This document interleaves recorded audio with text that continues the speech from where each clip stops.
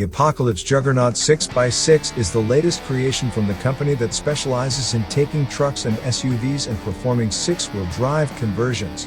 This one uses a Ram TRX as a starting point but receives extensive modifications, including a major power upgrade.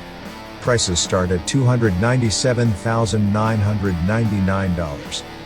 The Juggernaut packs the 6.2-liter supercharged Hellcat V8 but with tuning that pushes the output to 850 horsepower rather than 702 horsepower in the stock Ram TRX. The power runs through Apocalypse's full-time six-wheel drive system with locking differentials and a Dana 60 rear axle.